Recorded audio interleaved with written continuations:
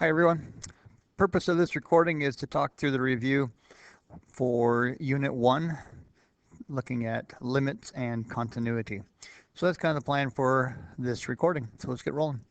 Question number 1. When we look at question number 1, we have to think through the limit definition. Limit definition says as x approaches a value from either the left, or I should say both the left and the right, the y value, or f of x, must approach the same value. So in this statement, it says the limit as x goes to 1 from both sides, the y value, or the function, goes to 3. So as x goes to 1, let's look at A. As x goes to 1 from the left, y goes to 2. As x goes to 1 from the right, y goes to 3. Nope.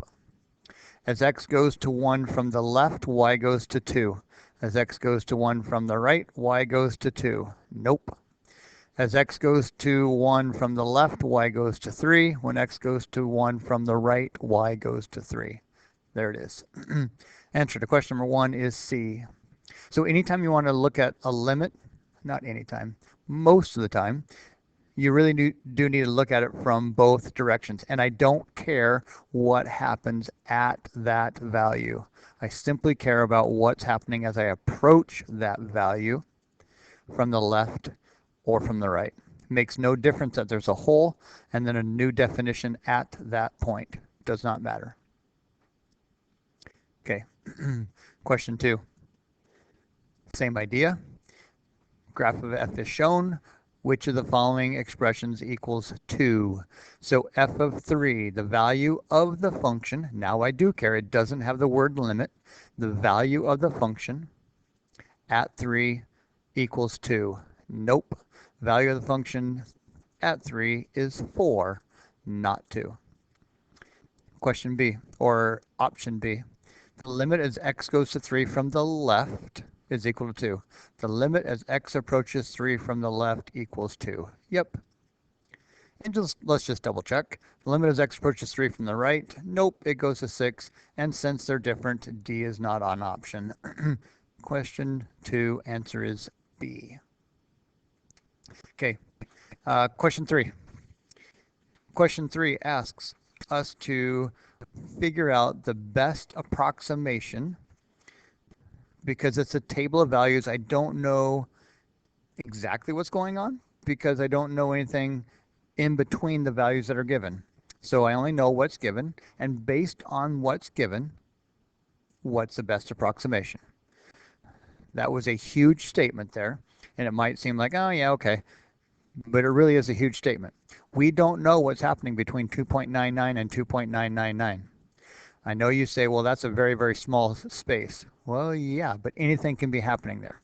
So all I know is what I'm given. But I do know this comment here that it's continuous, so I know there's no break in the graph here, but I don't know where my y values go. Okay, so based on the data, as x is approaching 3 from the left, as x approaches 3 from the right, smaller numbers, bigger numbers, what are my y values going to? First question, are they going to the same value? Are they approaching the same value? From the right, it seems to be getting smaller and, from the left, it seems to be getting smaller and smaller and smaller towards 5. From the right, it seems to be getting larger and larger and larger towards 5. 5 appears to be the best approximation.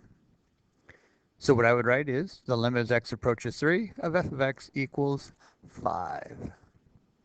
And I'm assuming you have the answer key in front of you, so that's why I'm not writing everything down. I'll start writing stuff down here in a second, but okay, so that's why I'm not writing a whole lot down.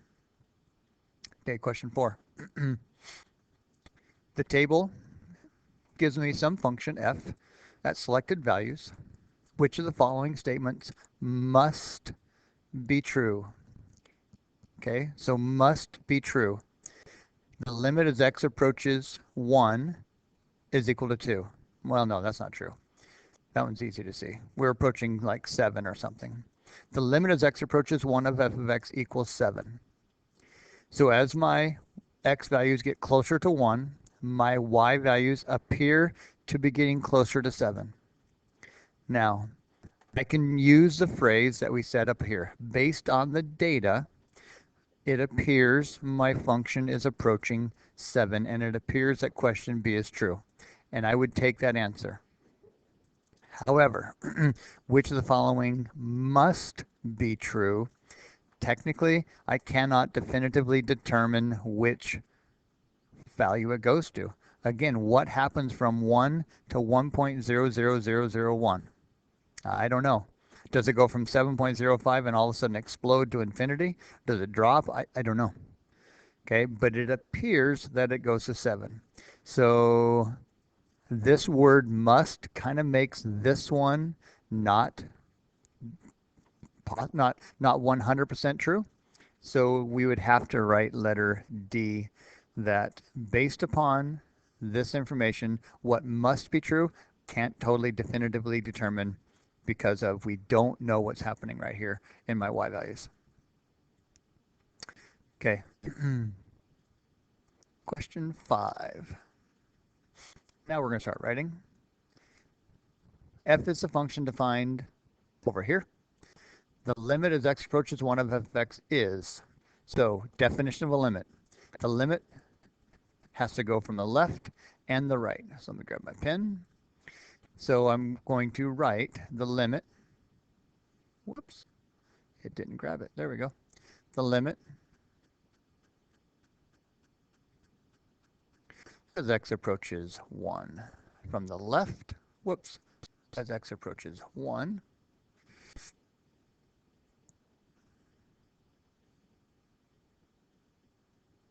from the left of f of x. So from the left, looking at values that are less than 1. So I'm looking at this top definition when x is less than 1. So putting in 1 here, my function goes to 4. Simply plug in the value for x for the definition that applies to the side we're coming from. The limit as x goes to 1 from the right. Now I'm looking at values that are bigger than 1. So I'm looking at this definition. And I get 2 times 1 is 2. So a negative 2 times 1 is a negative 2. Plus 7 equals 5. So as I approach 1 from the right, and as I approach 1 from the left, my function, my y values, go to 2 different values. And so now I make my conclusion. The limit as x goes to 1 of f of x does not exist.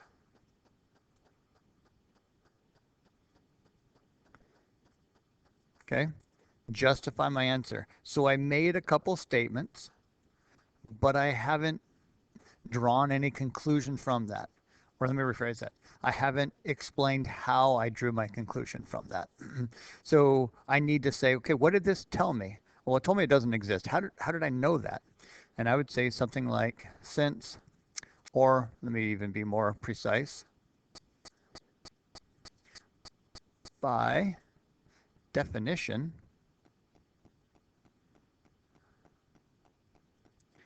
since f of x, or since the limit as x approaches 1 from the right, I'm going to change. I don't need to do it all in words. We can use math symbols. By definition, since the limit as x approaches 1 from the left does not equal the limit as x approaches 1 from the right,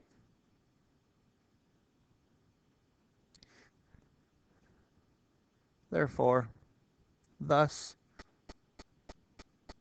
hence, any connecting word, anything that tells me because of this, I know the limit as x approaches 1 of f of x does not exist. It is not enough to do some math work and draw a conclusion without saying how that math work told you the conclusion that you came up with was the correct conclusion. What is it about the fact that it goes to 4 and 5 that makes it not exist? Is it the fact that it's a 4? Is it the fact that it's a 5? No, it's the fact that they're different. Okay, it doesn't matter what the value is, they're just different. So I do need to say, by definition, since that is the case, the limit doesn't exist. I guess I have a connecting word here. I might have some redundancy going here, but just make your conclusion based on the definition and draw your conclusion. And make sure you point out how you got your conclusion. All right, sorry, my last little explanation there was kind of awkward. Okay, let's scroll on down.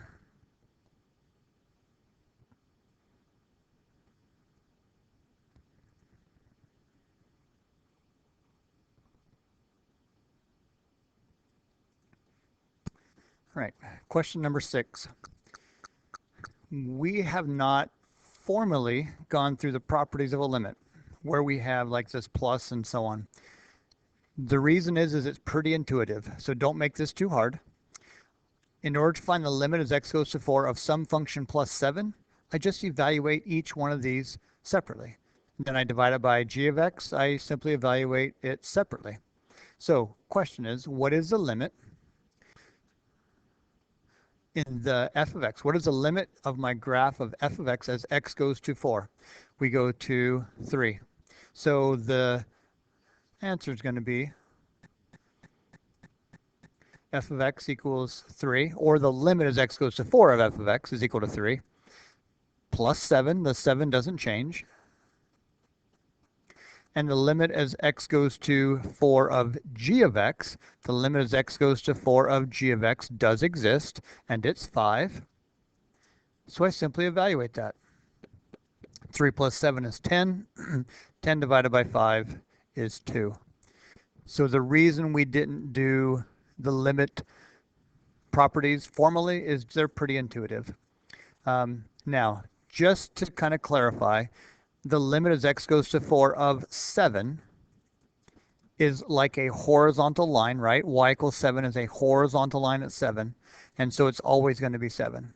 And I say that simply because when we get to integrals in about a month and a half, we need to make sure we look at this as a function, y equals 7. Okay, that's the only reason why I say that, and I just want that to put that bug in your ear. That's for future reference. Okay. The hard part. Questions 7 through 16. I've been through this with most of you, but let's just kind of go ahead and talk through all of these. All right, so here's what I'm going to do. I'm going to change this and get rid of the negative exponent. So I'm going to rewrite this just to be precise. I'm going to always rewrite the limit when not always. I will try to always rewrite the limit when I'm going to manipulate either the top or the bottom, because this doesn't go away. I know you get lazy, I get lazy, and we don't want to do that, but it really does need to be there when you're formally evaluating these things. All right, a negative exponent means 1 over. So 2 to the negative x means 1 over 2 to the x. That's just the top, divided by 4. Okay, now can I evaluate this by plugging in infinity? Yes, plugging in infinity. 2 to the infinity power is huge. It's infinity. 1 divided by infinity is 0.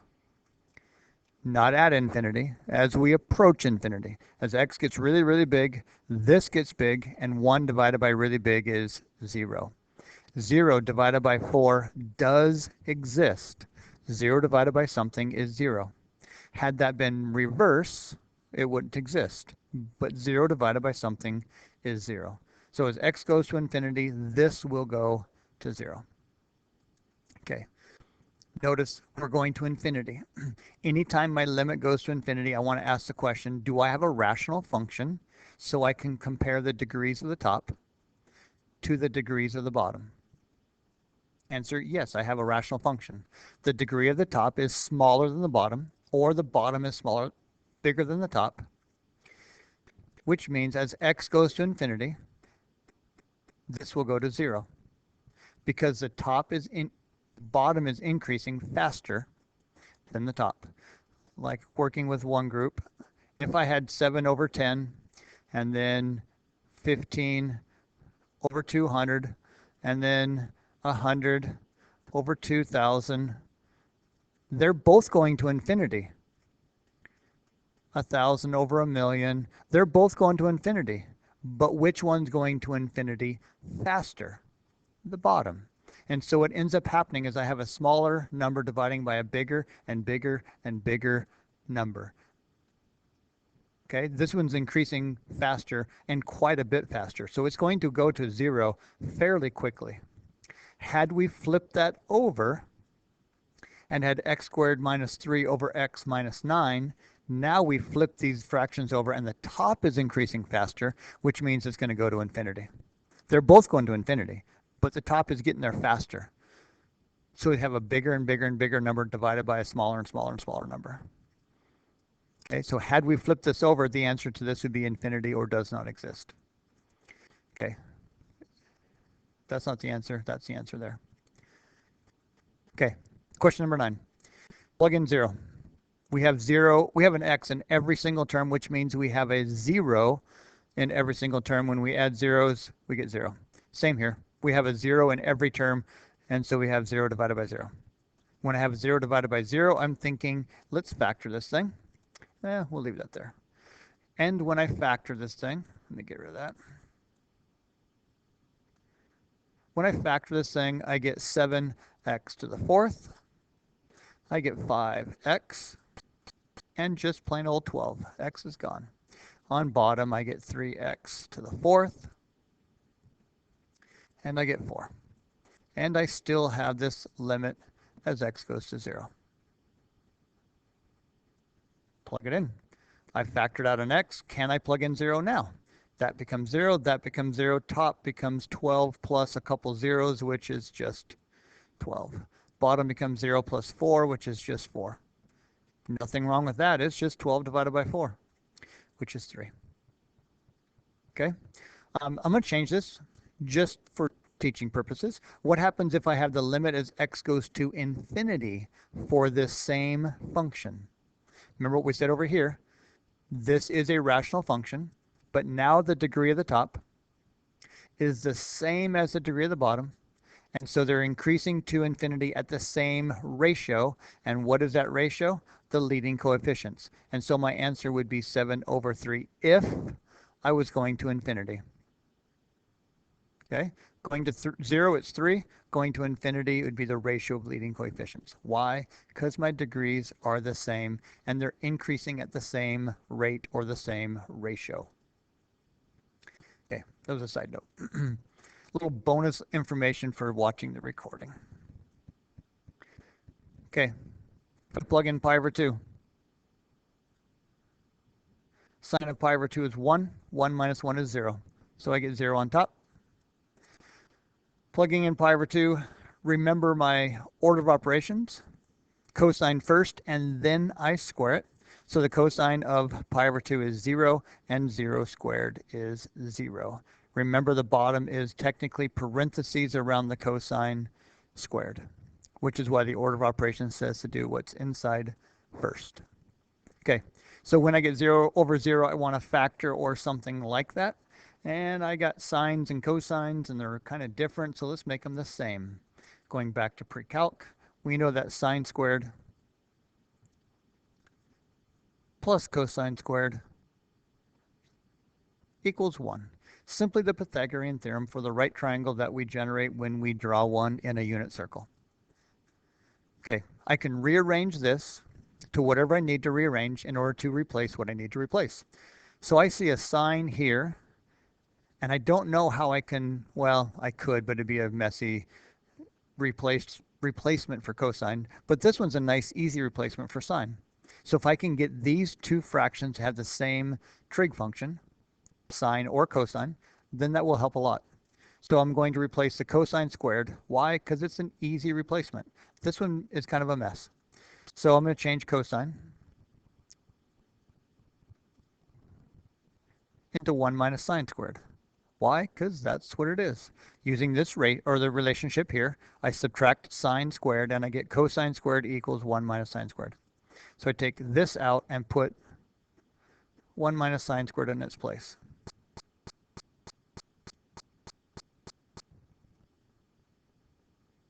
Okay. If I plug in pi over 2, I'm still going to get 0 over 0. So I need to factor this thing somehow. Well, the top doesn't factor. It's already a linear, not linear, but has a degree of 1. But the bottom has a squared, so there's a chance that it might factor. Thinking about my quadratic patterns, I have the difference of perfect squares, so this can factor into 1 plus and 1 minus sign. So this becomes 1 plus sign, sorry, ran out of room, and 1 minus sign. Okay, well, my goal is to get something to cancel. I don't need parentheses, and these are almost the same, but they're not.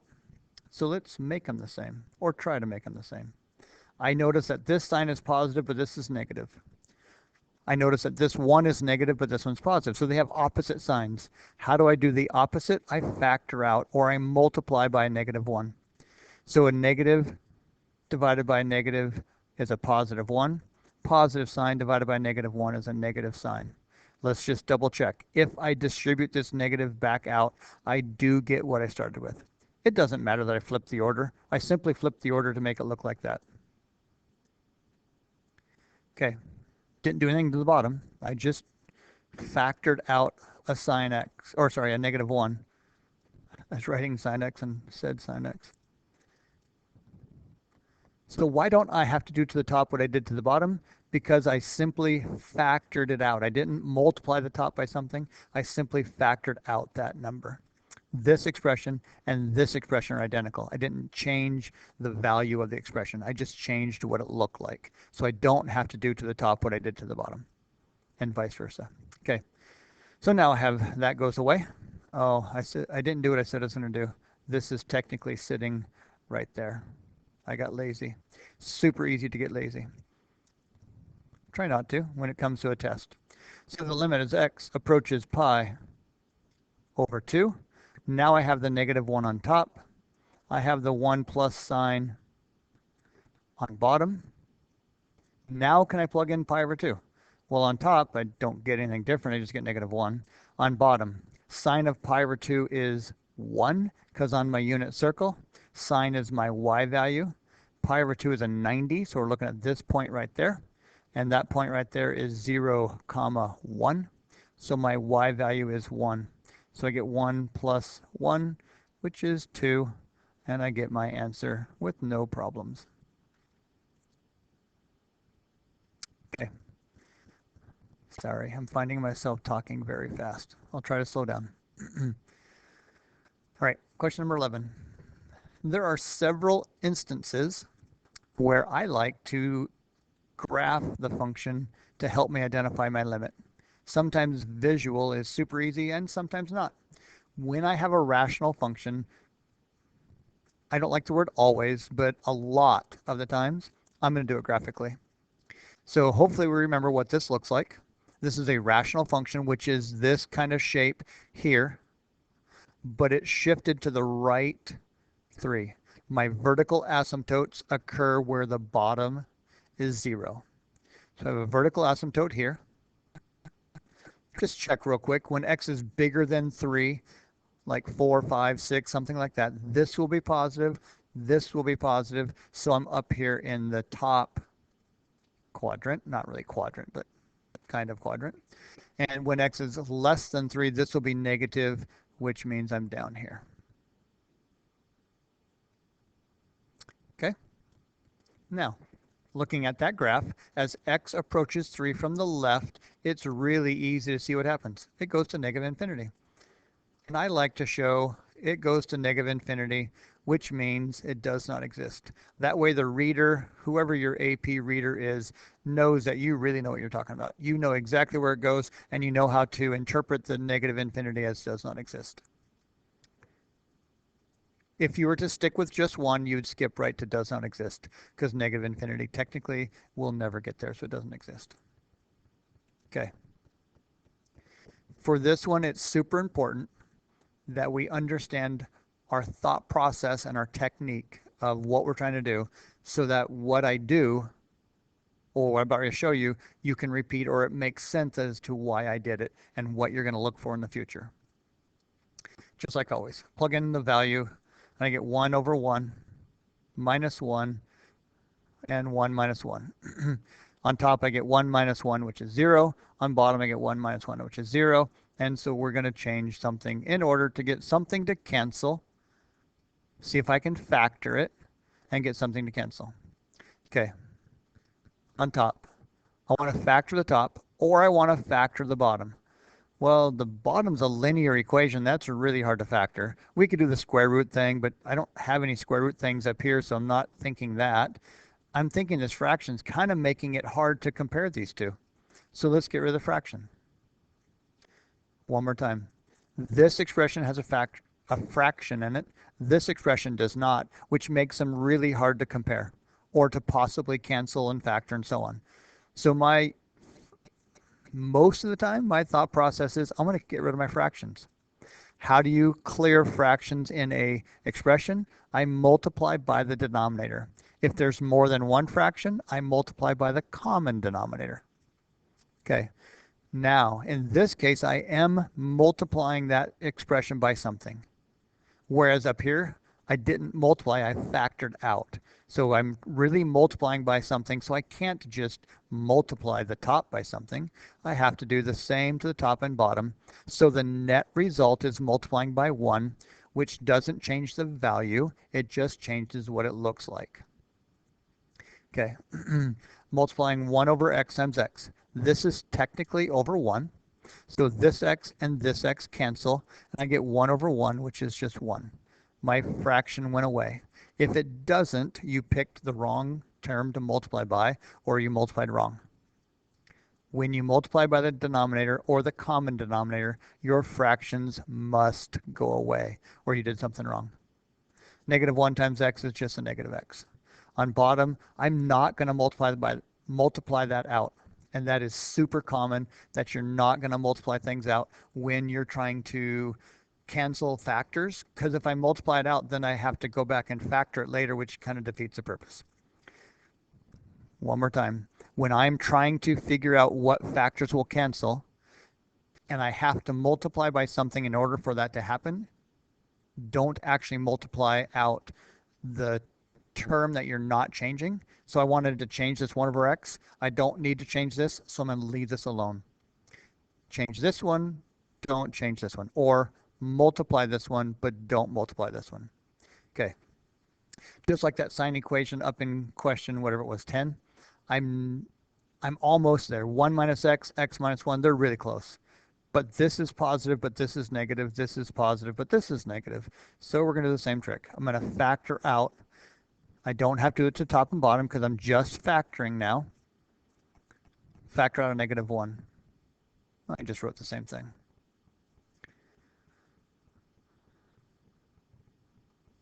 Factor out a negative 1. So the positive 1 becomes a negative 1.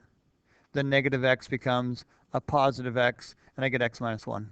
On bottom, I have x minus 1 and x. Did it again. I dropped my limit. Sorry. I'm a bad example. Bad role model. All right. So these go away, and I get negative 1 over x. Now plug in the 1 and see what happens, and no problems. Negative 1 divided by positive 1 is a negative 1. All right. Question 13. Question 13, plug in 0. 0 plus 1 is 1. The natural log of 1 is 0. Plug in 0. 3 times 0 is 0. E to the 0 power is 1. 0 times 1 is 0. You gotta love the easy ones. All right, this one's kind of weird.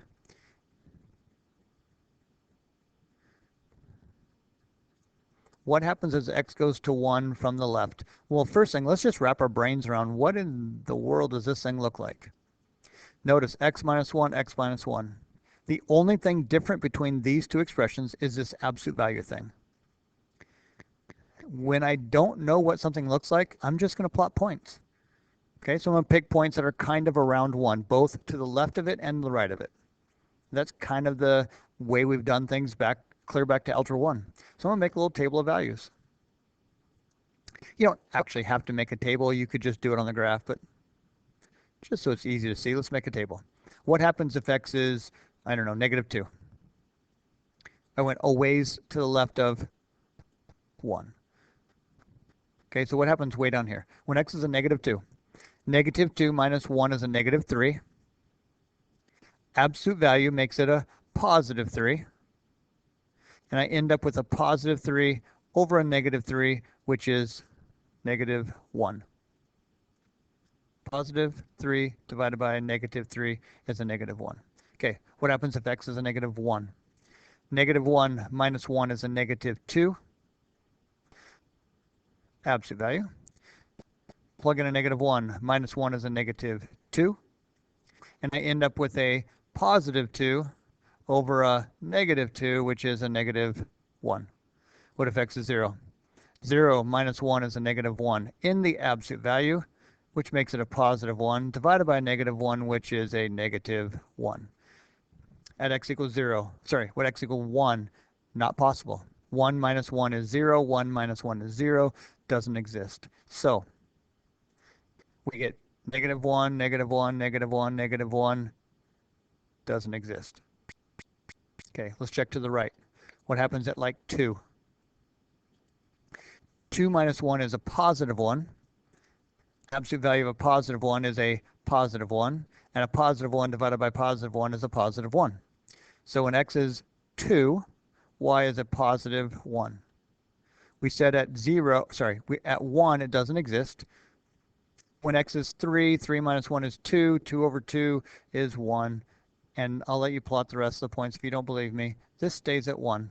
This stays at -1 forever. The only difference between these two expressions is the absolute value.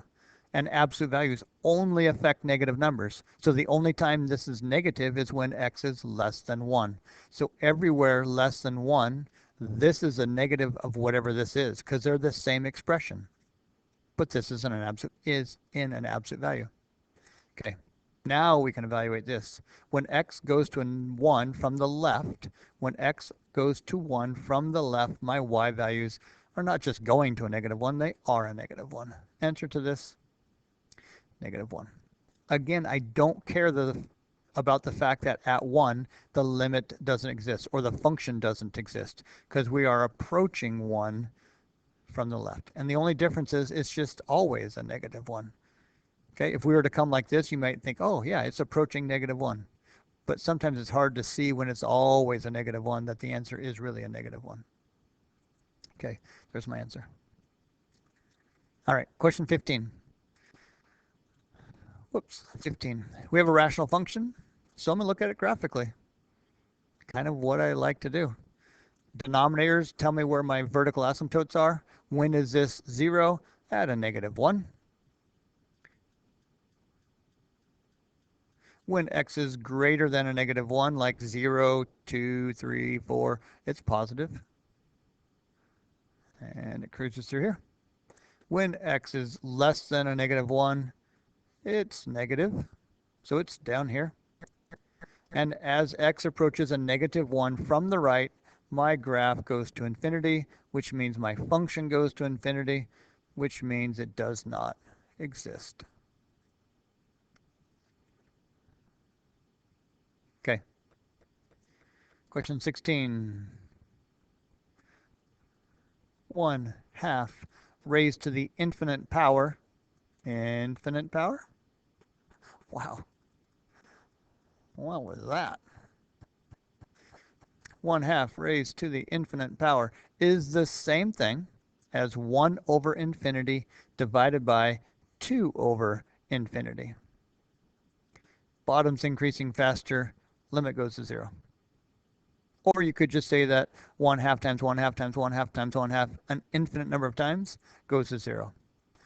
Or we could know that our 1/2 is an exponential decay with a horizontal asymptote at 0, because we have an exponential decay function goes through 1 and it just flattens out to nothing.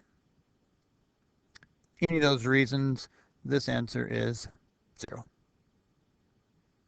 Okay,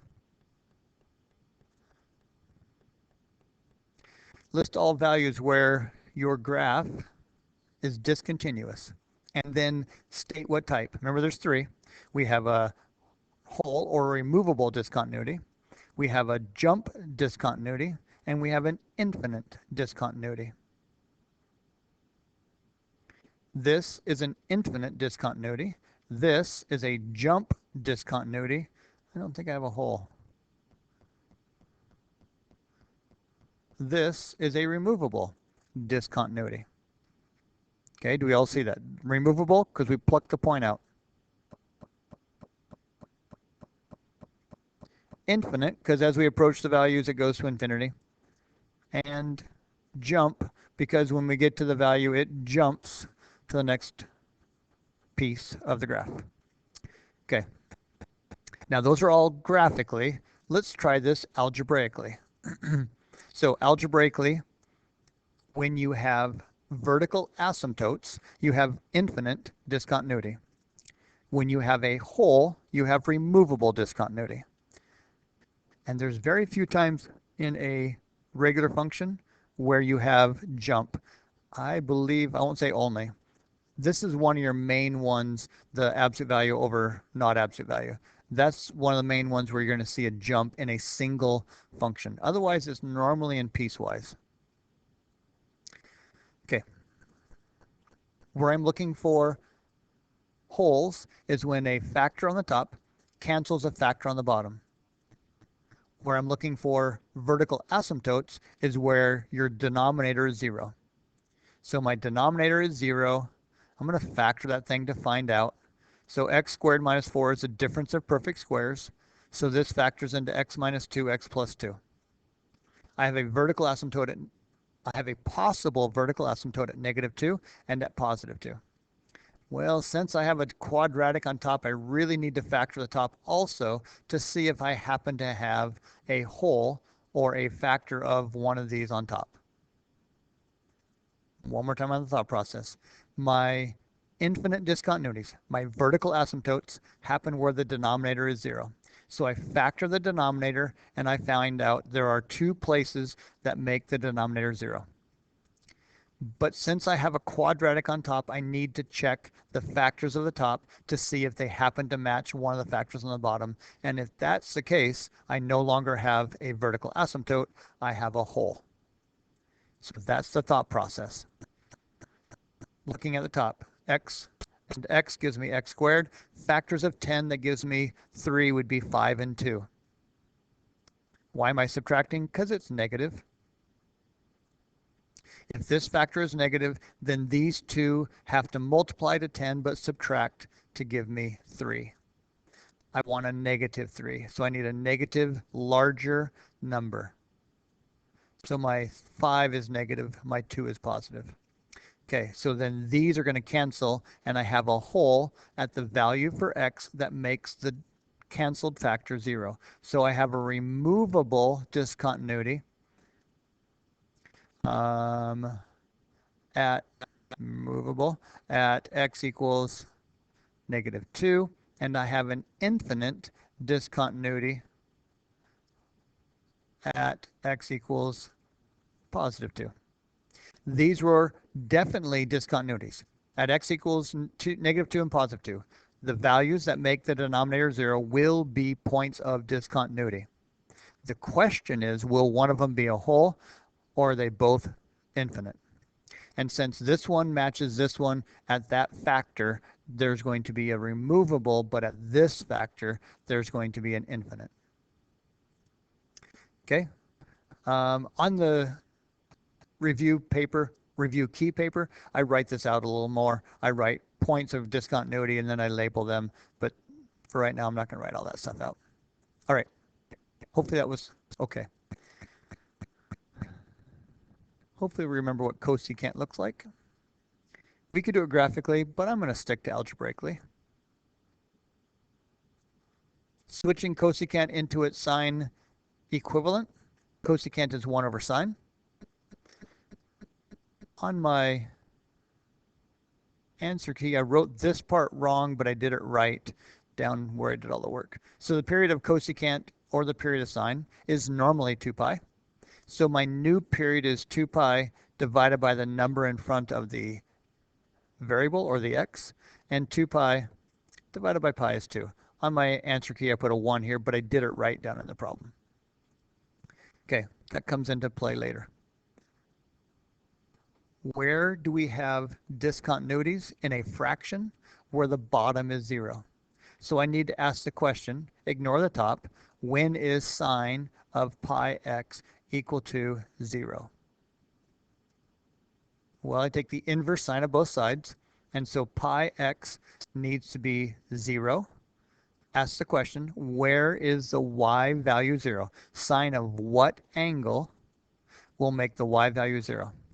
Looking at my unit circle, sine is y. That's why I'm saying the y value.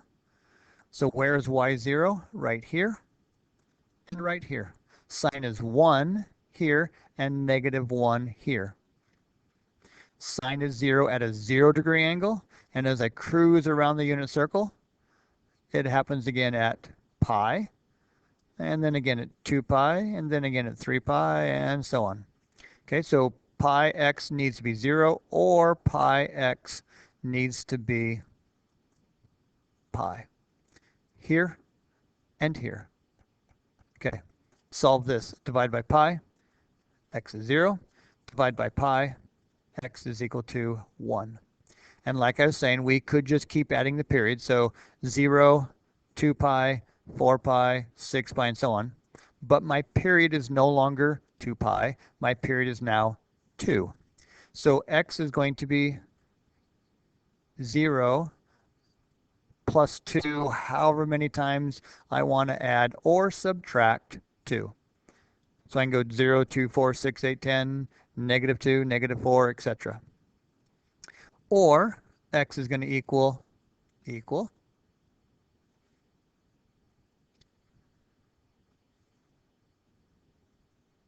1 plus 2, however many times I want to add it or subtract it. And so if you think about it, this becomes 1, 3, 5, 7, 9, etc. This is 2, 4, 6, 8, etc. And x ends up being any integer. You could write it like this, or you can rephrase it like I did on the test or on the review key and just say any integer. X cannot be. So I need to clarify because it says type. So these are going to be what makes the bottom 0, so they're going to be vertical asymptotes. So infinite discontinuities, I'm not going to write that whole word out, at x equals 0 plus 2k, which is just 2k, or x equals 1 plus 2k, or you could say at any integer. Okay? All right, I think I go to the next screen right now. Yep. Question number 19. Making sure we're in the same spot. All right. Question number 19. Use a definition of continuous. Definition of continuous. The function exists, the limit exists, and they are the same. So I just need to work my way through those things, and if any one of them end up false along the way, I can stop and I'm done. So first question, does a function exist? What is f of 2? Which definition includes the 2? This one. When x is less than or equal to 2. So does f of 2 exist? Yeah, it's 3. Plug in 2. 5 minus 2 is 3. So the function exists. Does the limit exist? Well, now I have to go back to the definition of a limit. The limit definition says they have to be the same from both sides.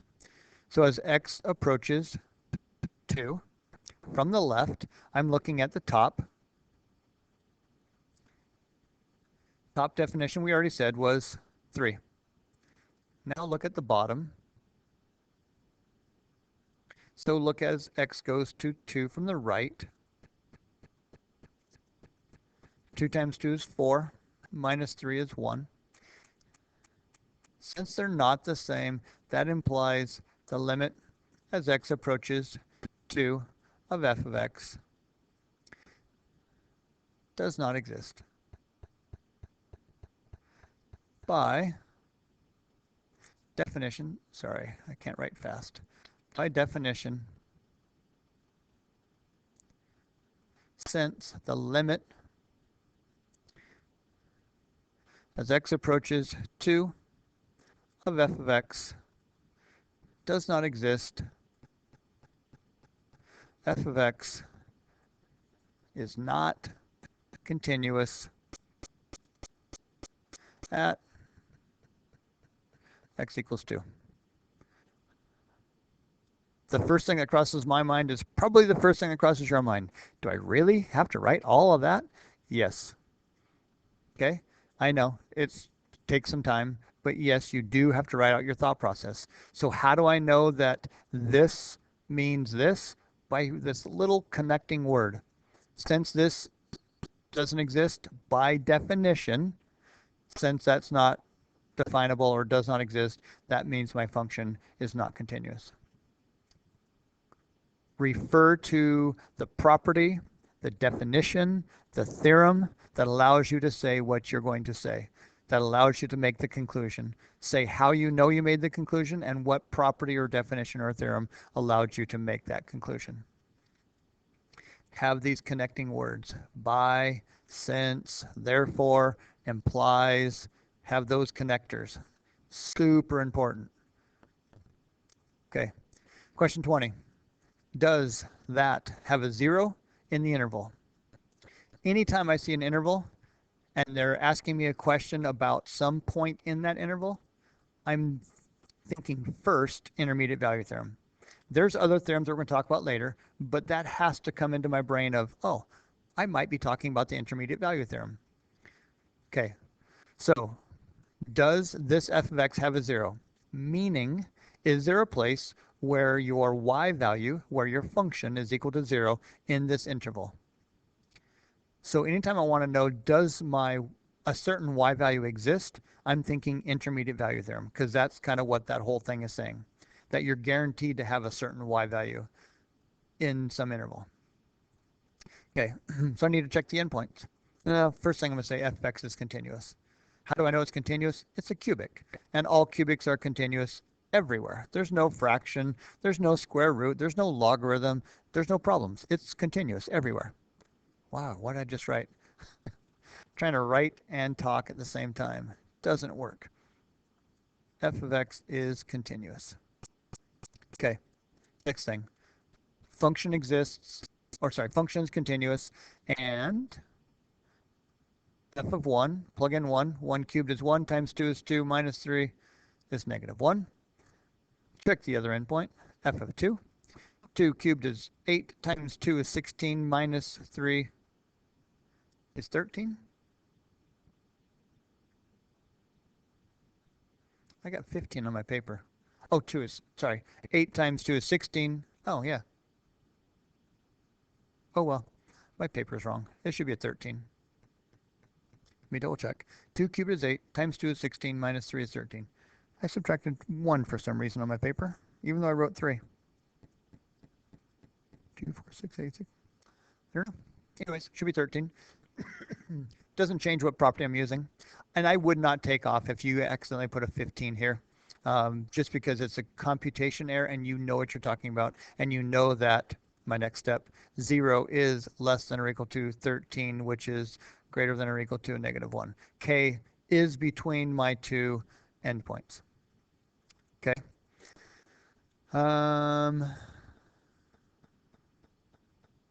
Last one. Oh, I do need to say this, sorry. F of 1 does not equal f of 2, and k is in between. So there's 1, check, there's 2, check, there's 3, check. Okay.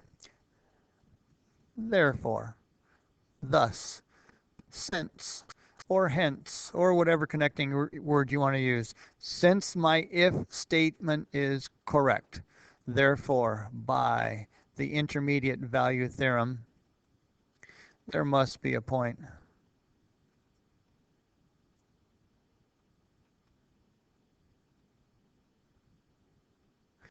in the interval where f of c equals 0. I don't have to find it. I just need to state that there is one. Does it have one? Yes. Okay.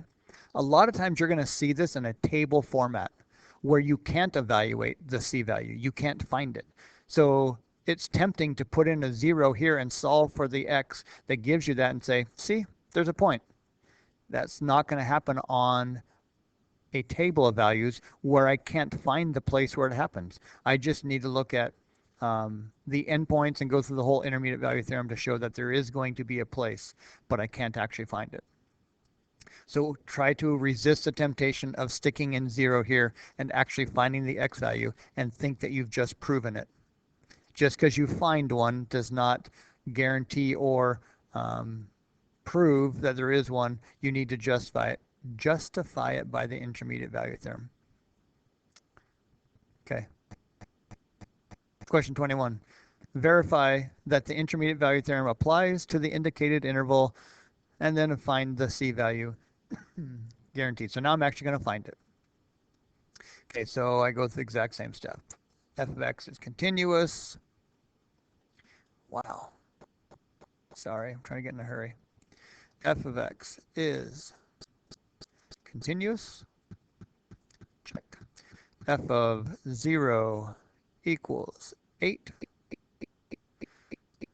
F of 3 equals 9 minus 18 is a negative 9 plus 8 is a negative 1. F of 0 does not equal F of 3. Check. And 0 is less than or equal to 8, greater than or equal to negative 1. Function continuous. Endpoint y values are not the same, and my k value is somewhere in between those two y values at the endpoint. Check. 0 equals x squared minus 6x plus 8. When I'm solving a quadratic, I have a couple options. I can factor it. I could use a quadratic formula. We could graph it. We could do lots of things.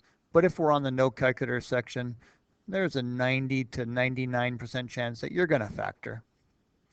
X squared factors into x and x. 8 factors into 4 and 2. One of the other problems earlier, this was negative, so I subtracted to get the middle number. Now this is a positive, so we add to get the middle number. I want a 6, but I want a negative 6. So what two terms will add to give me a negative 6? A negative 4 and a negative 2. If this is positive, these two signs have to be the same, and they have to match whatever's right here. All right, what makes this 0? X equals 4. What makes this 0? X equals 2. And the one that I want is the one that's in the interval, so my C is the number that's in the interval, which is 2. Okay. I think that's it. Woohoo, we made it. If there's any concepts in there that makes no sense, come see me and we can clear them up. And I'm going to call it good.